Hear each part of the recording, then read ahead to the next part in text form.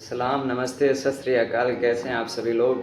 तो बहुत दिनों के बाद आपका भाई फिर आ गया एक वीडियो लेके, जिसमें आपको सारी इन्फॉर्मेशन बताने वाला है। और ये वीडियो मेरी 3 पार्ट्स में रहने वाली है, जिसमें मैं पूरा प्रोसेस एडमिशन बताने वाला हूँ कि जेई के एग्ज़ाम के थ्रू हम कैसे एडमिशन ले सकते हैं आईआईटी में, यूनिवर्सिटी में और एनआईटी में, कॉलेज में, एकेडीयू के कॉलेज में।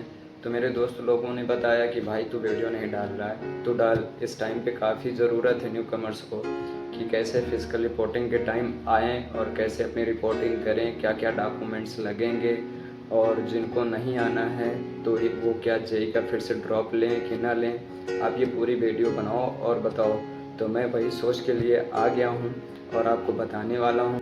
तो आपको जेई के एग्ज़ाम के बाद क्या करना चाहिए, एडमिशन लेना चाहिए कि नहीं लेना चाहिए। अगर आपकी रैंक अच्छी है तो आपको कॉन्फिडेंस आएगा कि मैं 1 साल और अच्छा कर सकता हूँ। अभी मेरे पास एक और ड्रॉप है, मैं ले सकता हूँ, शायद इससे अच्छी मेरी रैंक आ जाए और इससे अच्छा मुझे आईआईटी या एनआईटी या और कोई कॉलेज यूनिवर्सिटी मिल जाए।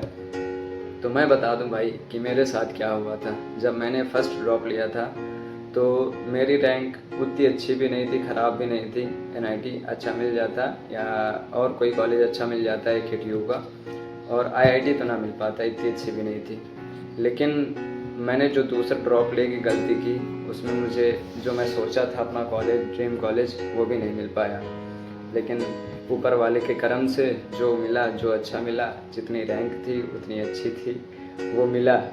लेकिन मैं यही कहूँगा कि भाई अगर आपकी जो पहली रैंक आ जा रही है पहले ड्रॉप में, तो आप दूसरा ड्रॉप लेने की ना सोचें। नहीं, दूसरे ड्रॉप में एकदम कुछ नहीं हो पाता भाई। बस हम सोचते हैं कि हम कर तो रहेंगे, कर लेंगे, पढ़ लेंगे, सब चीज़ कर लेंगे, लेकिन वो रैंक नहीं आती है जो पहले ड्रॉप में आ जाती है।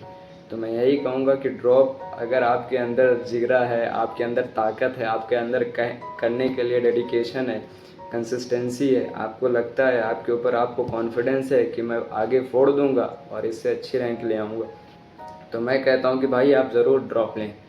और अगर आपको ये भी लगता है कि भाई मैंने फ़र्स्ट ड्रॉप में ये चीज़ फ़ील की, ये डिप्रेशन हुआ मेरे साथ, ये स्ट्रेस हुआ, ये अप एंड डाउन्स आए, और मैं तो यही चाहता हूँ कि अब ये काम करके अच्छा सा कॉलेज ले लूँ, तो मैं यही कहूँगा कि आप ड्रॉप न लें, आप कॉलेज ले लें।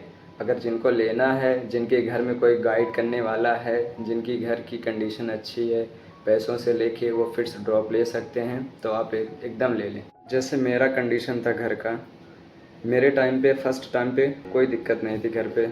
छोटी मोटी दिक्कत आ गई थी भाई के साथ, जो मेरे से छोटा है मेरा भाई, उसके साथ दिक्कत आ गई थी, तो उसमें मैं थोड़ा सा अपसेट हो गया था। मेरा जेई पे ध्यान ही नहीं जा रहा था, घर की तरफ पूरा ध्यान चला गया था कि ये चीज़ कैसे होगी, घर पे इतनी बड़ी दिक्कत आ गई। इसीलिए मैंने पहले ड्रॉप में एडमिशन नहीं लिया कि अगर मैं एडमिशन ले लूँगा तो पापा के पास बहुत दिक्कत आ जाएगी पैसों की। भाई का ऐसा मैटर था, मैं आपको बाद में बताऊँगा वो कैसा मैटर था। फिर उसके बाद मैंने अपना एडमिशन कैंसिल कर दिया फर्स्ट ड्रॉप का कि मुझे नहीं लेना है कॉलेज। फिर कॉन्फिडेंस था कि अगर इतना अच्छा हुआ है फर्स्ट ड्रॉप में, तो सेकंड ड्रॉप में मैं क्यों नहीं अच्छा कर पाऊँगा। तो मैंने पीडब्ल्यू का ऑनलाइन बैच लिया। ऑनलाइन बैच लिया, 1-2 महीना तो काफ़ी अच्छा चला, कोई बैकलॉग नहीं थे, सारे लेक्चर अटेंड करता था, नोट्स बनाता था, रिवीजन करता था और अकेले रहता था भाई।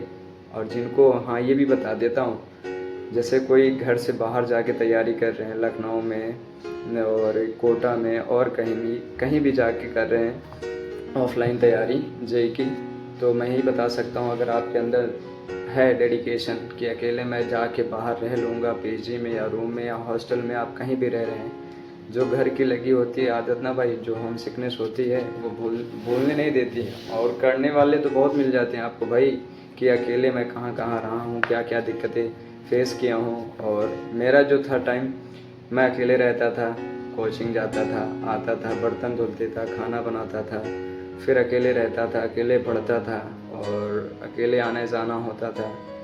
और कोई मुझे बताने वाला नहीं रहता था कि क्या कर रहे हो तुम, सही कर रहे हो, गलत कर रहे हो, क्या नहीं करना चाहिए, क्या नहीं करना चाहिए, कब पढ़ना चाहिए, क्या करना चाहिए, कोई नहीं बताने वाला था भाई। स्टार्टिंग से लेके अभी तक मुझे कोई गाइड करने वाला नहीं है। जो मैं कर रहा हूँ अपने से कर रहा हूँ।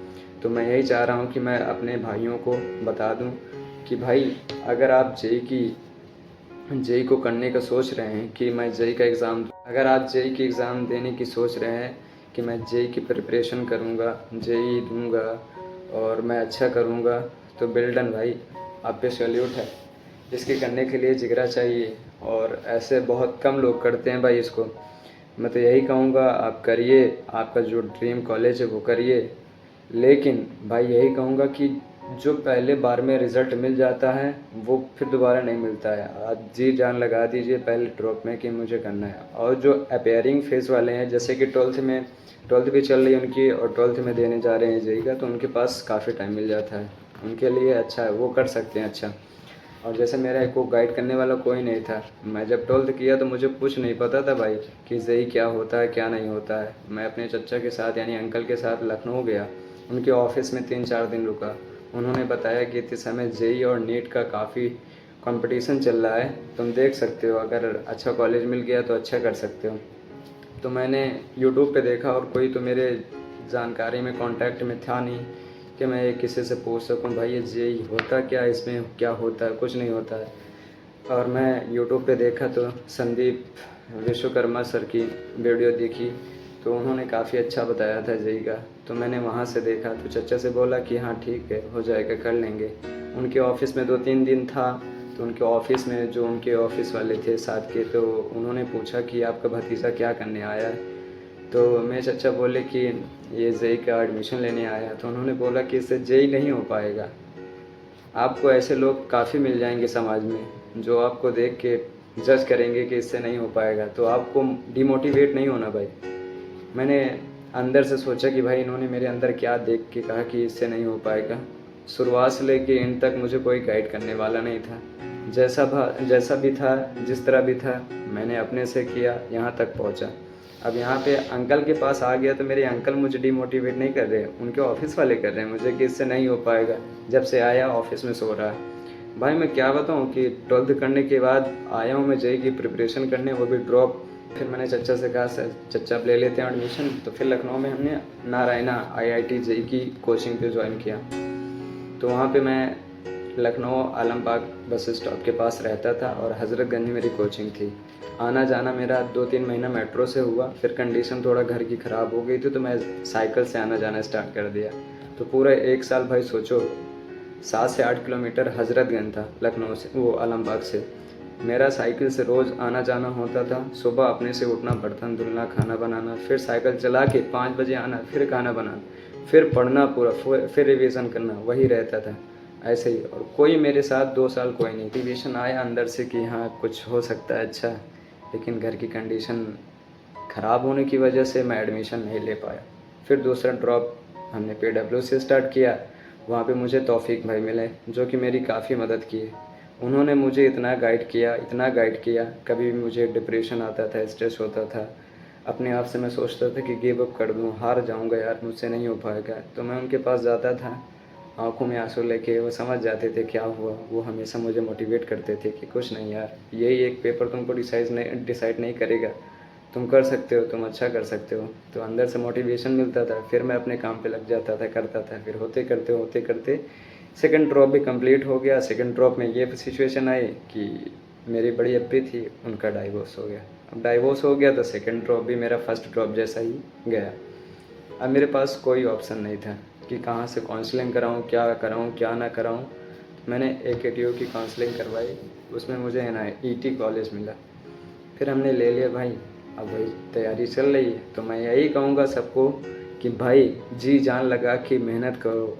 आप जब फिज़िकल रिपोर्टिंग के टाइम आएंगे ना, तो ये डॉक्यूमेंट्स लेके आइएगा, क्योंकि जब मैं आया था NIET में काउंसलिंग के टाइम कह रहा हूँ, रिपोर्टिंग के टाइम, तो जब मेरा फिज़िकल रिपोर्टिंग हुआ था NIET कॉलेज में, आप किसी भी कॉलेज में जाएँ रिपोर्टिंग करने, तो अपने साथ ये डॉक्यूमेंट्स लेके जाएं, क्योंकि जब मैं NIET में आया था मुझे बहुत परेशान किया गया भाई।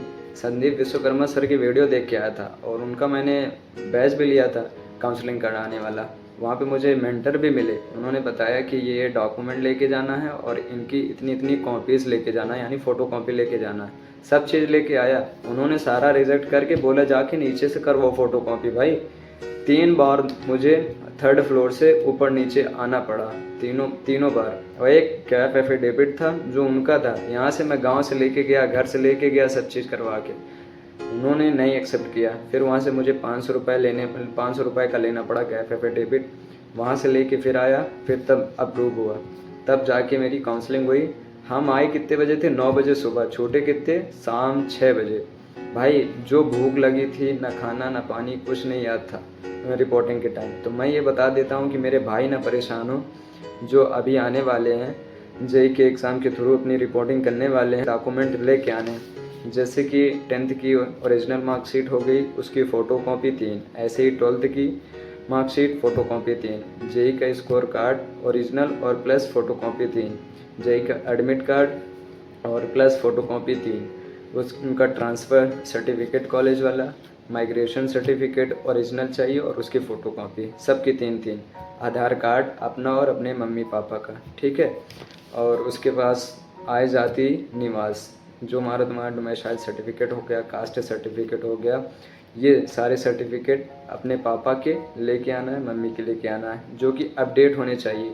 3 साल के होता है ना उनका, एक टाइम होता है कि इस टाइम पे वो रिजेक्ट हो जाते हैं। तो आपका मम्मी पापा का जो गैप है वो क्या है, आय जाति निवास रहेगा, वो अपडेट होना चाहिए। और आपका गैप एफिडेविट ओरिजिनल होना चाहिए, उसकी भी 3 फ़ोटो कॉपी होनी चाहिए। और अपनी पासपोर्ट साइज़ फ़ोटो कम से कम 7-8 लेके आना, और ये सब चीज़ पूरा करके आना अच्छे से। और गैप एफिडेविट लेके आना, पता चले यहाँ अप्रूव करें ना करें, आपको फिर दौड़ना पड़े। ना करेंगे तो आप कॉलेज से ले लीजिएगा, जैसे मेरा हुआ था कि मैं गैप एफिडेविट लेके आया था लेकिन हुआ नहीं, और सारी ये जितने भी डॉक्यूमेंट्स थे सब की कॉपी भी लेके आई थी, फ़ोटो कॉपी नहीं लिए, यहाँ से करवाया तब लिए। और आपकी जितनी भी ओरिजिनल सर्टिफिकेट रहेंगे, जैसे 10th का, 12th का, जेई का, माइग्रेशन सर्टिफिकेट और ट्रांसफ़र सर्टिफिकेट, ये कॉलेज में जमा हो जाता है जब आप एडमिशन ले लेते हैं, तो आपको 2 से 3 महीने के बाद ही फिर देते हैं। तो तब तक के लिए thank you, bye bye, take care.